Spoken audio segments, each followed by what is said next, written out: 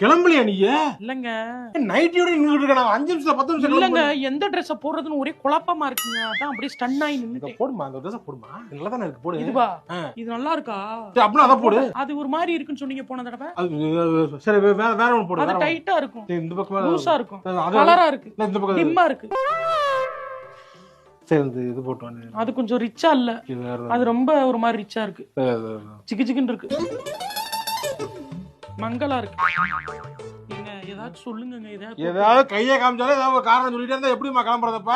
ஏற்கனவே டைம் ஆயிடுச்சு. ஏற்கனவே ஃபங்க்ஷன் 7 கத்துறீங்க. 7:30 நீங்க கத்திட்டே இருக்கறதுனால என்னால வேலையே பண்ண முடியாது. நீங்க கத்துனாலே என்னால ஒண்ணுமே சாரி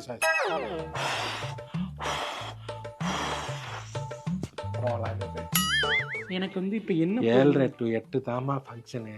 மணி இப்பவே 7.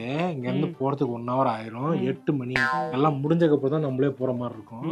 இன்னும் கொஞ்சம் முன்னாடி கிளம்புனாதான் போக முடியும். அதெல்லாம் எனக்கும் புரியுது. ட்ரெஸ் மட்டும் செலக்ட் பண்ணுங்க, மத்தன நான் பாத்துக்கிறேன். ஜிகி ஜிகின்னு இருக்கும்.